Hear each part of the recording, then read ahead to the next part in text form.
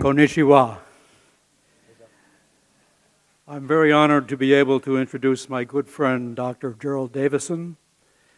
Dr. Davison is a world-renowned authority on clinical psychology and gerontology, or as he would say, making your senior years the greatest time of your life.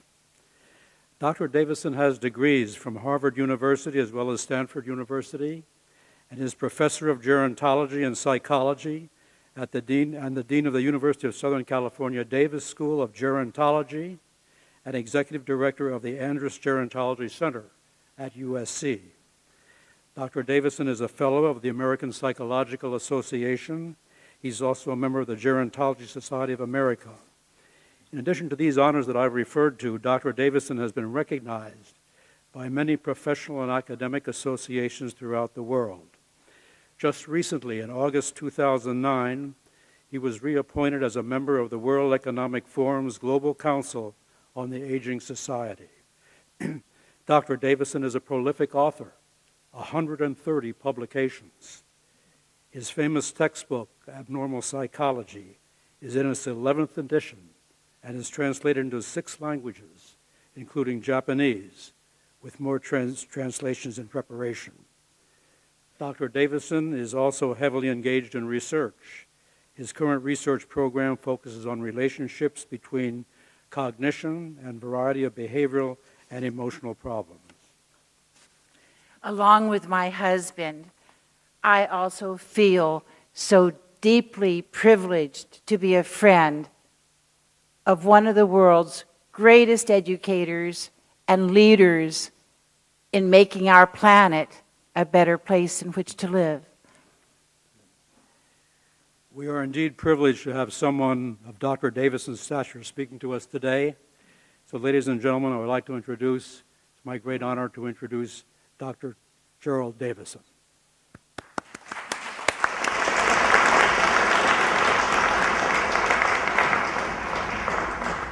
Good afternoon.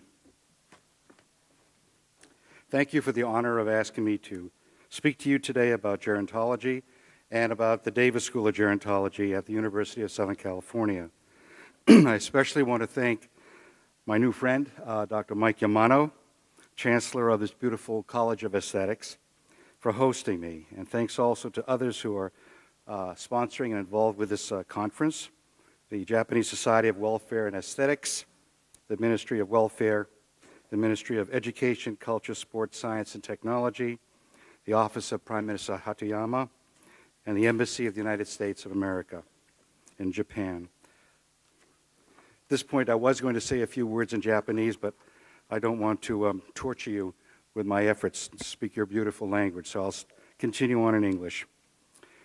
I'm grateful to Dr. Yamano for arranging to have my comments translated simultaneously into Japanese and for the comments of my Japanese colleagues to be translated into English for our benefit. And I'm particularly grateful for the support and encouragement of my 2 dear friends from Los Angeles whom you just met, Richard and Carol King. So let me say how honored and pleased I am to have been asked to talk to you today. I believe and hope that our exchange on views of gerontology will prove useful and will lead to interesting collaborations. I certainly hope so. Few words on beauty and aging. In a world in which people are living longer than before, there's a great desire to stay active and to look youthful. Studies from psychologists and sociologists have shown that those who are considered attractive have more success in human interactions throughout the entire lifespan.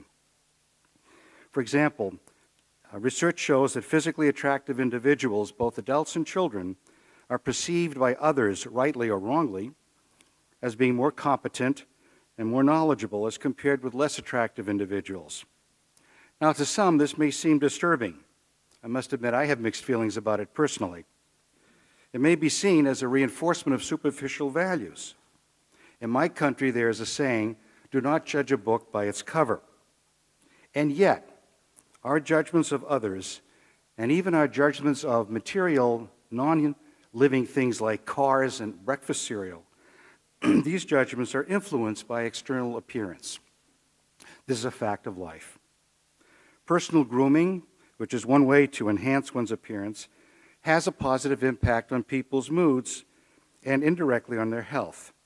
And this may explain why nursing homes in North America, and perhaps in this country, tend to have beauty parlors. Worldwide, the hair care industry is worth billions of dollars. In fact, more money is spent on hair care products than on prescription drugs. Hair cosmetology has become a qualified interdisciplinary science based on chemistry, biology, pharmacy, and medicine. Now, one important reason that cosmetology should include gerontology is that personal beauty and healthy aging are linked. The effort that it takes to maintain one's appearance, a balanced diet, personal care of skin and hair, vigorous exercise, an engaged mind, these things contribute to healthy aging. And the positive reactions that a good appearance elicits from others increases the benefits of good grooming. So it's a feedback loop. Thus, looking good helps one feel good, and the very activity involved in looking good, like taking care of oneself, helps one feel good and helps one stay active and pursuing goals in life. Optimizing aging is a primary goal of gerontology. And so the work of professionals and educators to enhance the physical appearance of older adults forges strong and mutually beneficial links among the goals of the Yamano College of Aesthetics and the USC Davis School of Gerontology, as well as with colleagues of mine in gerontology at the University of Tokyo. In my opinion, a great deal of research needs to be done in this area, and in my view, this research should be conducted within the framework of the social psychological literature on what's called interpersonal attraction. It concerns the factors that determine the strength of positive bonds between people. So we have a lot in common, and I'm pleased to have been invited to explore with you some of the possible collaborations. And what I'd like to do now is to offer an overview of what I believe are the key features of gerontology as a science and as a field of practice. The word gerontology comes from two Greek words, geron, meaning old person or old man, and logi, which means study of or science of. The field of gerontology is interdisciplinary. It is the study of the social, psychological, and biological aspects of aging. But aging is not only in the sense of being old, but aging in the sense of how people and animals change over time, beginning in infancy, even before people are born. Thus, gerontology, as conceptualized and pursued at the Davis School at USC, is conceptualized as the study of lifespan development, how organisms change over time. It is important to distinguish gerontology from geriatrics, and I'll just say a word about this here. The geriatrics refers to a branch of medicine which is concerned with the treatment of diseases of the old. Gerontology is much more broad. It includes geriatrics, but it's much more broad, and it concerns, as I said, how people change over time. Sometimes people mistake me for a geriatrician, but I am not. I am not a physician, and by definition, could not be a geriatrician. However, geriatrics and gerontology have close ties. Personal anecdote, when my son, who's now in his mid-30s, when he was a young child, around 5 years old, he commented to me once that he did not understand why people sometimes made fun of old people.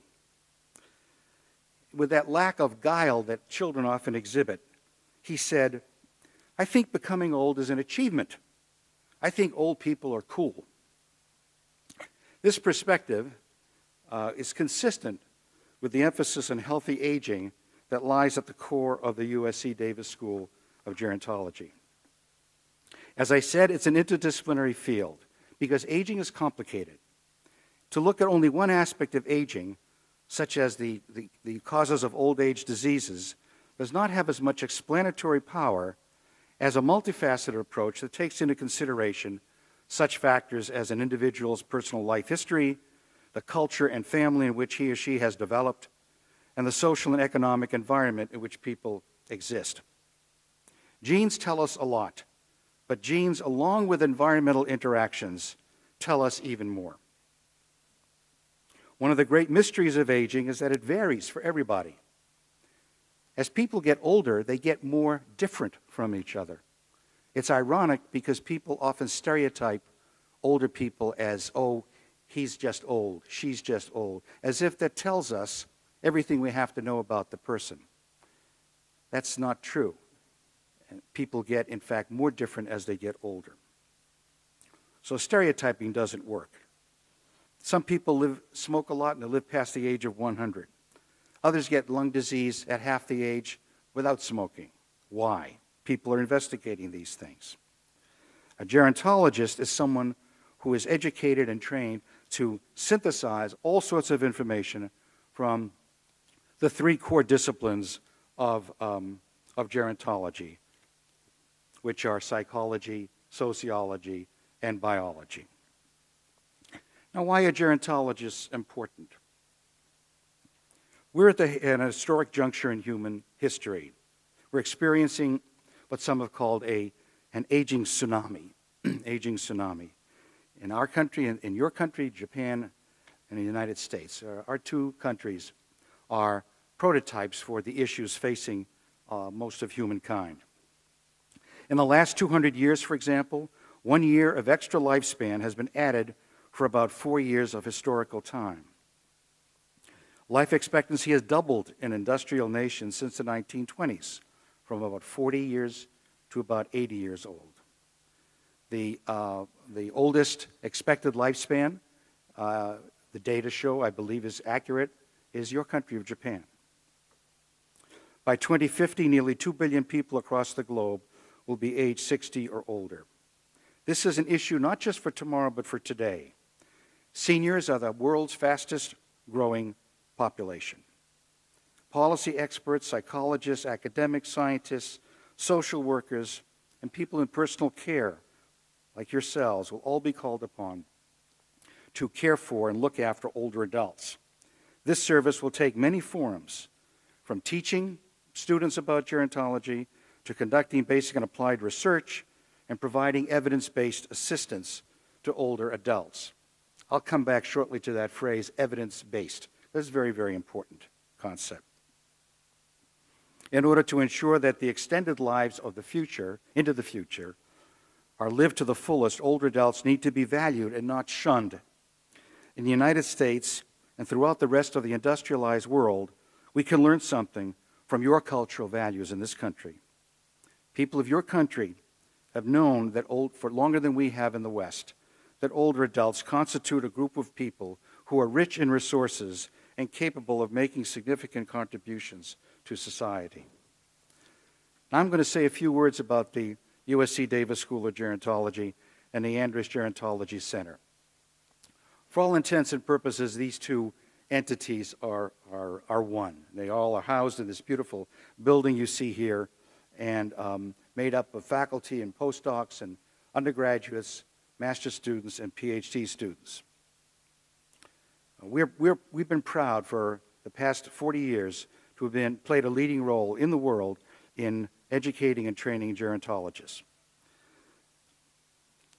I've already spoken about the reason for these issues and the reason for the growth of gerontology and the importance of gerontology.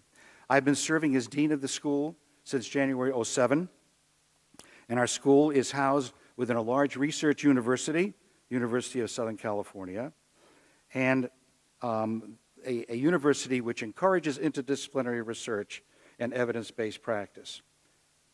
This is a rather wordy mission statement, which a lot of my colleagues and friends say is too long and too technical, but in an academic setting, I mean, this is, to me, it's pretty clear as to what we're trying to do. What's key in this mission statement is that we're interested in understanding the fundamental mechanisms of how people develop over time, and we're interested in translating this knowledge into practical applications to promote healthy aging. When I welcome the new students every fall to our school, I put this slide up on the screen, and I tell them that if you understand, first of all, I say, if you do not understand what this slide means, do not worry, because in a few months you will understand it. And when you understand the slide, you'll understand what this education in our school is all about. We have these various programs that are mentioned here. We also have graduate certificates. Students do internships as well to get practical experience. We have what people tell me is the largest gerontology library in the world.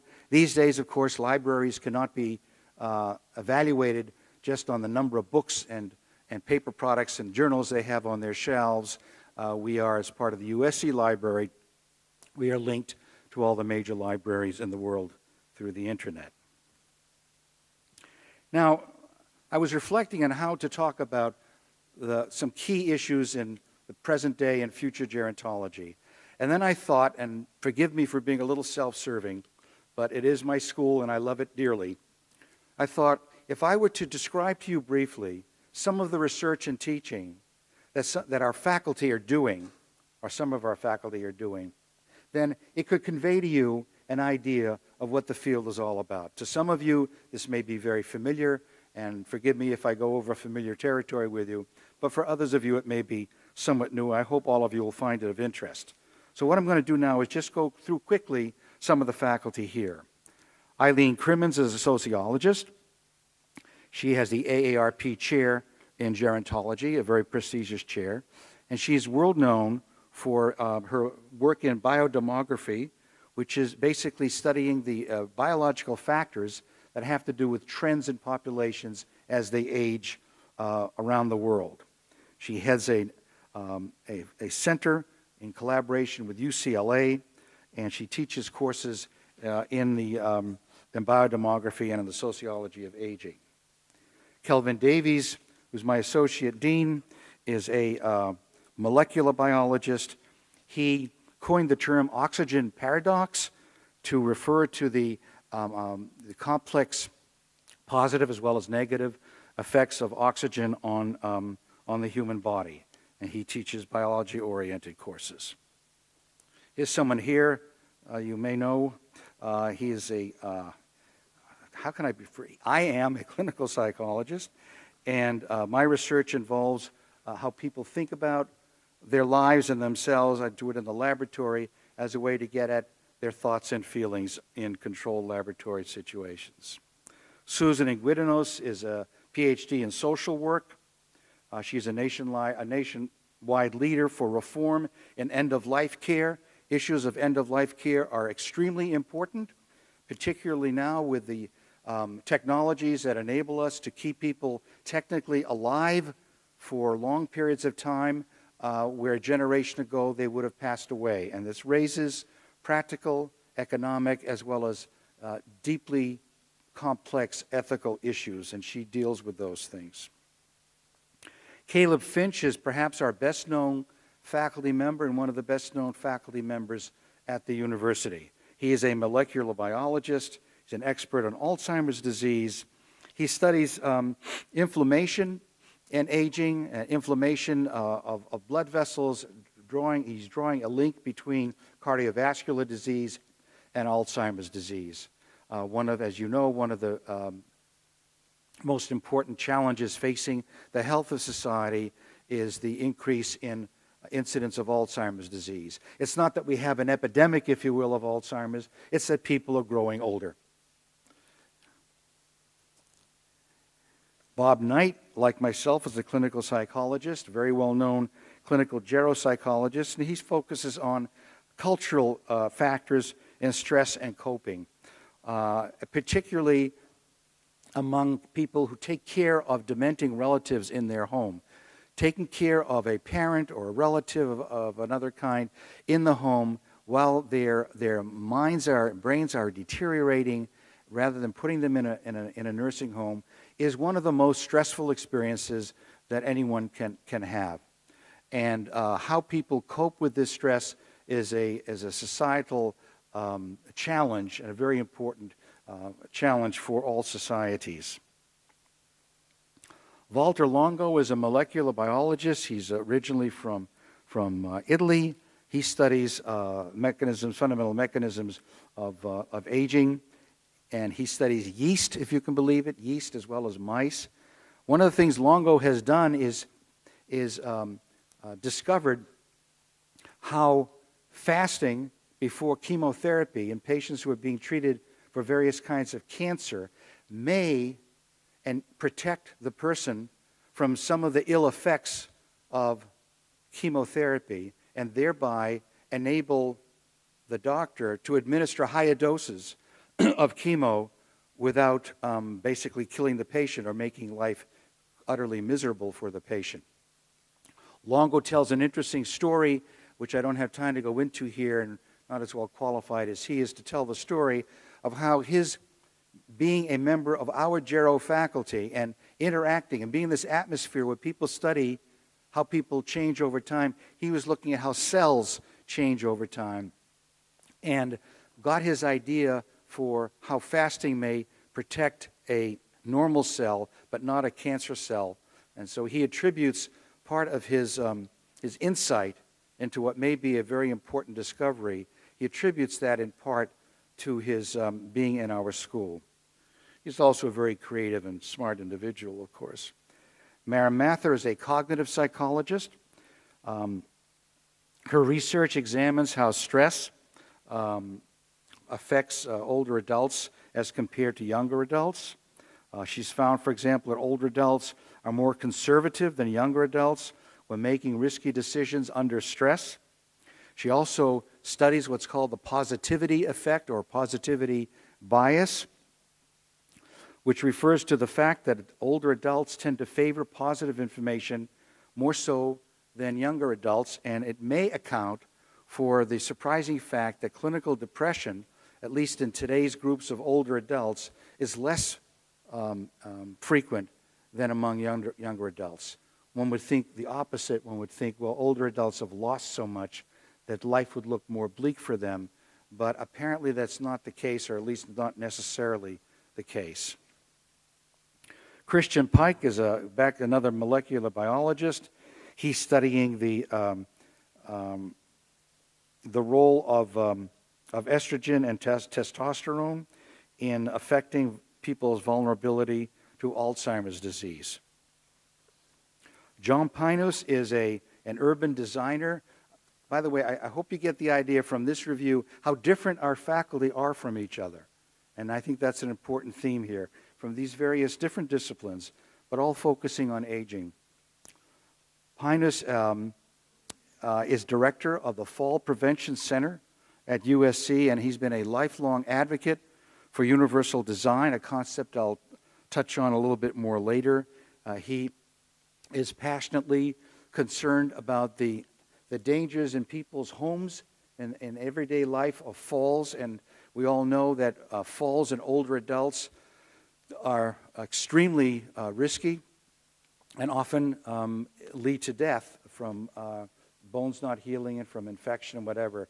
I mean, falling down is not a trivial matter for anybody except little children who seem to bounce right back up again. But older adults do not. And he has developed programs for educating people about how to design their homes so as to minimize the chances of falls. Excuse me. Edward Schneider, who has preceded me as dean, has an MD degree. And he is a geriatrician, a physician who specializes in the diseases of older adults. And you see his research interests there. Meryl Silverstein is a sociologist, and Meryl, in fact, spends a good deal of time in research in this part of the world, primarily in mainland China, studying the effect that the industrialization in China is having on the structure, the traditional structure of families in that very large nation where so much, most of the population are in rural areas, not in the city, and how what the effects are of the parents of little children who go to the city to get work, how that affects the family structure. And one of the results is that grandparents are spending more time raising their grandchildren, which is a trend which is the case in mainland China. Other places too, but very much so in that country. John Walsh is another molecular biologist. He studies Parkinson's disease, among other things, the role of exercise in Parkinson's disease, and he has developed a program in exercise that is based on his basic research in the lab of single cells as a molecular biologist. And finally, Elizabeth Zielinski. Her PhD is in cognitive psychology. She is the principal investigator of the Long Beach Longitudinal Project. She studies changes over time in how people think and remember things, and she's also studying what's called brain fitness training, which is I frankly don't know if that's something that has become popular in Japan. In the United States, it's becoming increasingly popular, and more private companies are getting into the design of computer-based, largely computer-based games, like video games, to help older adults basically exercise their minds as a way to increase their overall well-being. So that's the quick review of the people on our faculty, and it's a very much of a snapshot, a short summary of some of the things that are going on in the field of gerontology. The field is much more broad than what I've had time to describe to you just now. I want to say a couple of things that may be of interest to folks here. We have a very active, it's called distance learning program. Distance learning refers generally to teaching people who are not physically present. If I were teaching a class and you were my students, you'd be what we call on-site students. And now, what I'm saying to you is being videotaped or being put on video. Today's technology enables the video happening right now to be transmitted over the internet, and you can then structure teaching over the internet, and with other innovations, people are able to call in if they're watching at the same time to the instructor while the instructor is holding class with the people in front of him, and in order to benefit from on-site, on-campus learning from afar. We have students in our various distance learning programs, particularly at the master's level, from all around the world, and they're able to become Davis School of Gerontology students. It's a very exciting development. What's pictured here on the left is what some students might see on a computer screen, and on the right there's a picture from the rear of a classroom. What's called a smart classroom, which you probably can't see. There are 4 or 5 cameras in the ceiling, and there's a control room like at a TV studio that can zero in on the instructor or on the screen or on what's going on in the classroom, and with a skillful teacher can enable the distance learner to feel and become very much a part of what's going on in the classroom. It's a very exciting development generally in education. I want to spend a few moments talking about aging services, and this area might be of particular interest to some of you here. It's a very pressing need in today's society. More and more people are living. Well, more people are living, aging in place, staying in their homes with the help of caregivers and other home care services. But there are also retirement communities, assisted living environments. And what we did in response to this growing need is just a couple of months ago, we launched a new master's program called the Masters of Aging Services Management, the MASM program, where we tried to provide to our students in about a year and a half the basic concepts in the science of gerontology, but also in applied areas such as marketing and legal and regulatory issues, design issues all very practical issues relating to helping serve the older adult society. It's an evidence-based program, and it's designed to meet the the need in the United States. I believe you have the need here as well. I'm sure there are things going on here as well that will help create new specialists in the aging business. It really is a business in some sense. Now I'm approaching the end of my remarks. I want to talk a little bit about a global agenda for tomorrow. Population aging, our population is getting older, is a sign of the success, principally of medical science, in extending life.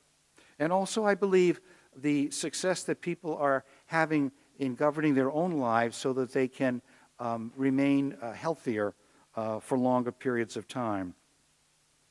As was mentioned in the introduction, I was privileged and pleased to be a part of the World Economic Forum Global Agenda Council on the Aging Society, and I was pleased last year to serve on it with Professor Akiyama and the former Chancellor of Tokyo University.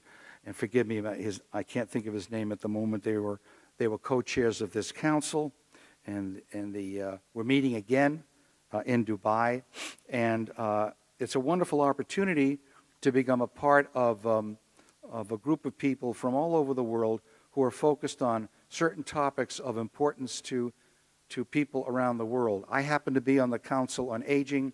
There are 78 other councils concerned with things like climate change, poverty, economics, topics that affect people of all from all walks of life around the world.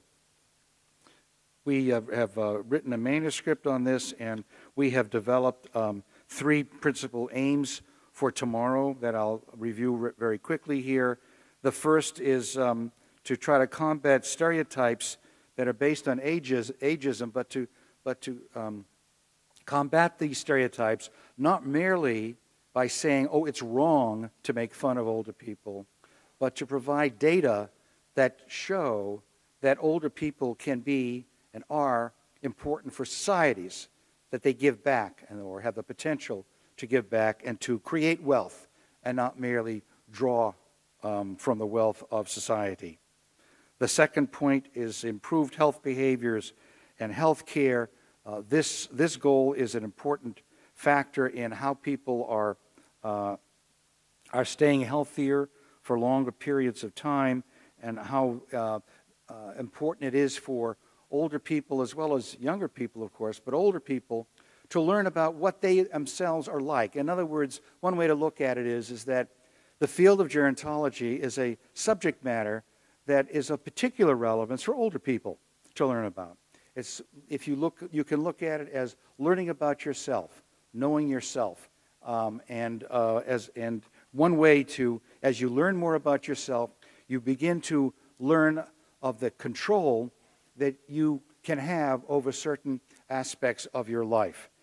And this control has to do with things like diet and exercise, and, as I said at the outset, impersonal grooming in terms of improving one's state of mind. And we know from lots of research that a healthy state of mind contributes to a healthy body, and vice versa. So it works both ways. Another factor in this is treating the psychological disorders of older people. This is a particular interest of mine as a clinical psychologist.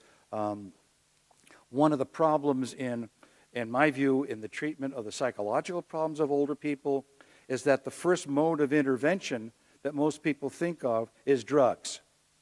And this is not a good idea for a couple of reasons. Number one, drugs can have particularly negative effects on older people because their metabolism is different. And these drugs, by and large, have been developed based on research subjects who are much younger. Secondly, you have the problem of interaction among drugs, in that most older people take many, many drugs for things like hypertension or cholesterol or diabetes and other chronic illnesses. And so you've got a problem of drug interactions. And what it overlooks, what the reliance on drugs overlooks, in my humble opinion, is the very exciting advances in psychological treatment for a variety of psychological disorders, most particularly anxiety and depression, across the lifespan and including older adults. So we're trying to get people to focus on that. I'm going to say a moment on Jaron Technology at the end. Making use of the untapped wisdom is something that our council is very much concerned with. You know, one way to put it in a very informal way is that for older people to be, as they say in my country, to retire to the rocking chair is a waste. It's a waste of their wisdom. It's a waste of the knowledge that they've accumulated over the years. And even if they can't move as quickly or climb stairs as quickly or do things that younger adults do without giving it a second thought, they have in their minds a wealth of wisdom and creativity that society would do well to take advantage of. And this would, of course, be to the benefit of the older adults. Just a quick word on Jaron Technology. This is a field, this is a blend of engineering on the one hand and gerontology on the other hand. It has to do with the design and development of the physical environment primarily to support healthy aging, to help people age in place. John Pinus's work that I mentioned before about preventing falls, most people live in homes that are not designed properly to prevent falls. And he teaches, for example, to put in grab bars in bathtubs or in showers to make sure that floor mats stick to the floor, and other things which you're very much aware of here. One of the leaders in technology with older adults is Toto, the toilet company here in Japan that has developed toilets that can actually take urine specimens and transmit the information to the person's doctor. So Japan has been a leader in some aspects of Jaron Technology, including not just the Toto, but also robotics.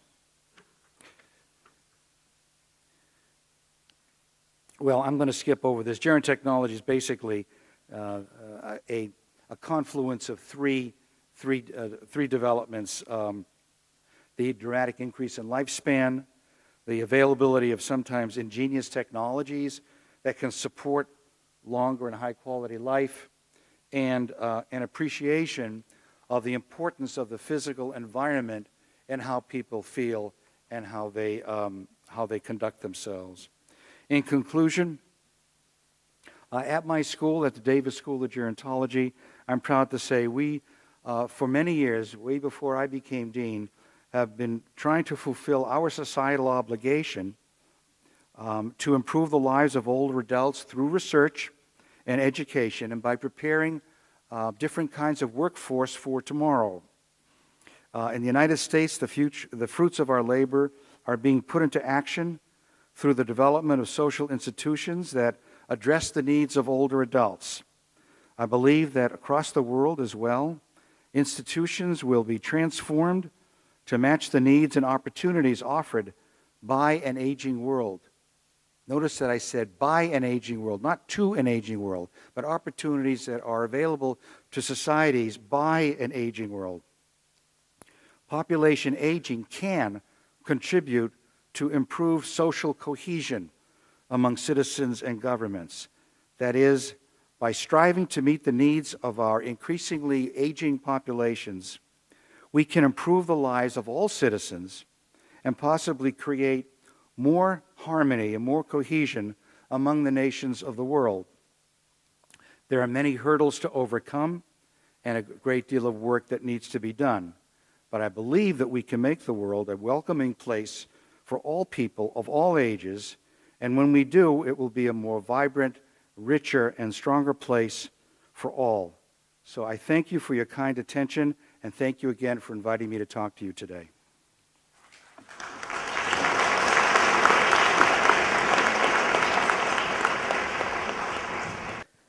帝京大学千葉総合医療センターでリハビリテーションの専門医、指導医をやっております竹内正人というものです。デビソン教授にちょっと質問が3つあるんですけれども、一つがちょっと概念のことに関してちょっとスライドではビューティーなんていうかビューティーということで、美しいという表面的なことの外見のこととか言われてたんですけれども、英語でもビューティーっていうのは多分ラテン語由来でボーヌムでしたっけ、良いものとかいう意味もあるし、なんかそっちのことのことも大事だなと思うのと、日本で美容といって器っていうかな、これはよくアピアランスという形でも訳されるけれども、もう一つは器であるとか許すとかいう意味もあって、そういう意味でなんか癒しというか、そういう美容で昔の山野愛子先生とか言われたのが、いわゆる髪とか顔とか装いという手段ツールを使って、いわゆる心のズレを修正するような、精神美であるとか、もしくは、体のズレを修正するような健康美であるというふうなことに関しての、いうふうな概念的な持ち方の方がいいのかなというふうにちょっと思ったんで、それがまず一つで、2つ目が方法論に関してなんですけれども、一応ジェロントロジーの歴史を見るとコンプレヘンシブリというか、その包括性というのがすごく重要になったと思うんです。でそういう意味では先生の方は心理と社会と、生物学的なところの、3つということをエビデンスベースドでと言われたんですが、どうしても方法論としてそれいくつかの部分、それぞれの分野の部分を最適化してもなかなか全体に行き着かないっていうのかな。そういう意味では最初から全体を見れて、いわゆる統合インテグレートモデルっていうのかな、そういうふうなことで何が大事かっていうことが分かるような、モデルの方がちょっと大事かなというふうにちょっと思ったんですけれども、いわゆる部分を足して全体になるんではなくて、最初から全体的な物事をうまく捉える概念モデルみたいなのがあって、それで統合していって何が大切かというのを見るというふうなことが大事かなと思うんですが、先生の学校の方で研究の方でそういうインテグレートするようなモデルがあればちょっと教えていただきたいなというふうに思っているのが2点目なんですね。でちょっと下手ですみませんけれども、一つがそれにはやはり心理社会生物という多数だけじゃなくて、そこの例えば過去と現在と未来というようなプロセスにおけるモデルっていうのがちょっと一つ大事かなっていうのが一つと、そういうのは過去が未来にも影響するし、未来をどうするかということを考えて今どうするかという優先順位が立てたりできるんで、そういうふうなもののプロセスモデルが一つ必要かなというのと、2つ目が先生の研究ご専門でもあるかもしれないんですが、何かを認識して情動が湧く、そして行動を起こして、そして結果という意味で、大体臨床をやってますと、こういう原因でこういう結果が起こるという直線的な思考で簡潔に物事が解決できるってものすごく少なくて、もっと複雑ないろいろな価値観の中でいろいろな人が関わる中での現場での解決というふうになると、原因が結果になって、その結果がまた原因になって結果になるというふうな円環的思考というのかな、サーキュレーションモデルみたいな形もちょっと大事かなと思ったんで、そういうのが2つ目の質問で、方法論的にコンプレヘンシブリを包括的にするためのそういう統合モデルみたいなのがあるかどうかというのが2つ目の質問です。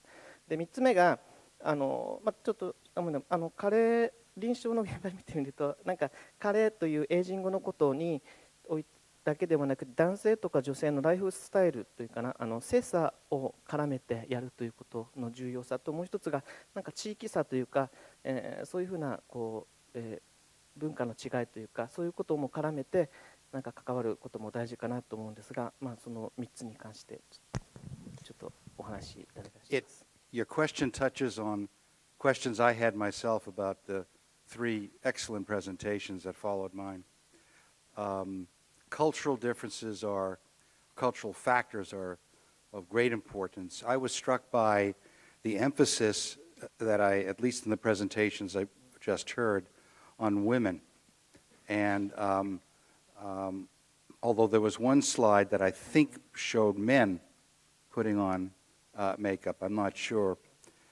But I think that the issue of the relevance of cosmetology or aesthetics, the different relevance for men versus women can be addressed only within a particular cultural framework.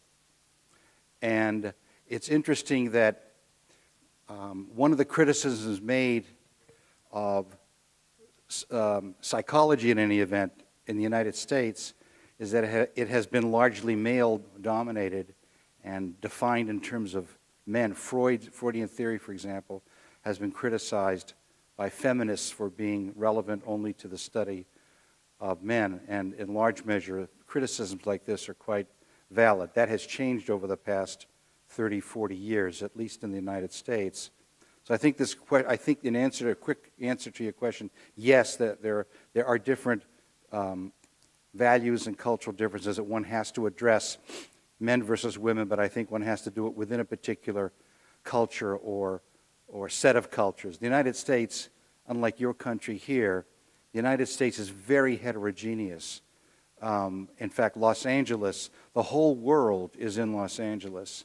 Every culture, every country is represented in the city of Los Angeles, just that city. And so to talk about an American culture doesn't have a lot of meaning. One has to look at things step by step.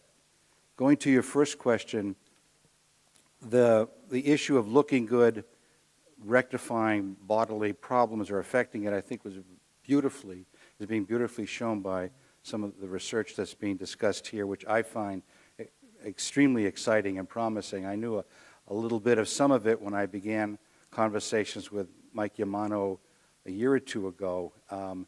That's led to my coming here today.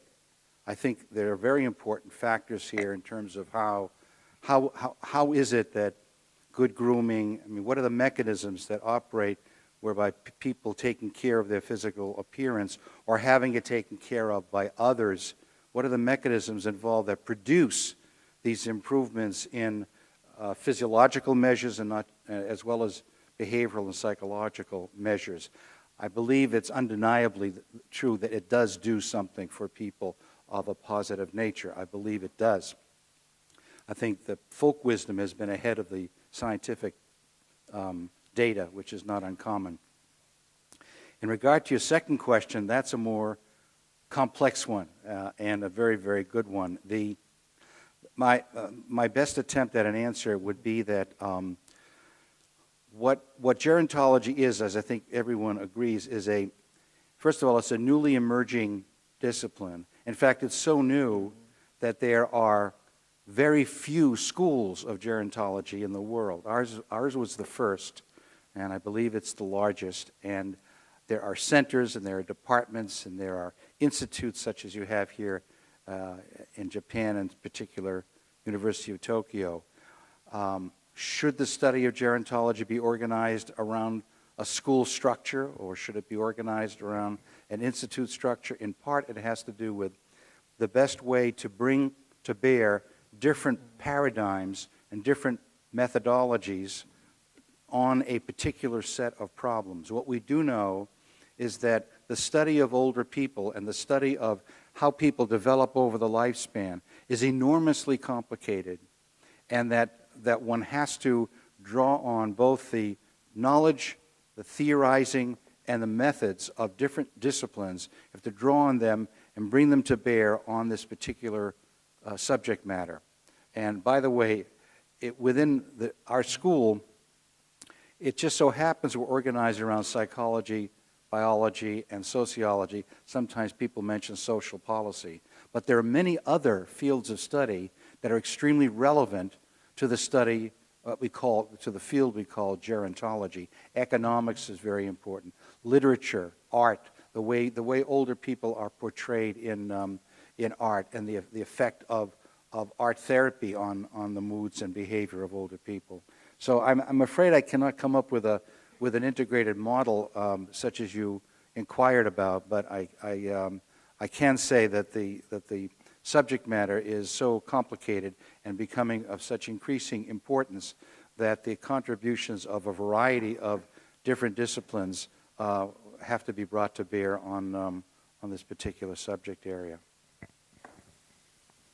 どうもありがとうございました。ちょうど今先生から聞いて元来日本人に得意な経験からの学習というかラーニングバイ、エクスペリエンスというか、目の前の方をよりよくより豊かにするプログラムもうものすごく多種多様の中で何がこの人にとって大事かっていうことが分かるよ捉えれるようなそういう概念モデルっていうのがちょっと大事で、そういうのが統合モデルみたいな形で今後やっていくのがすごくやっぱ現場において大事かなと思ってちょっと質問させていただきました。ありがとうございました。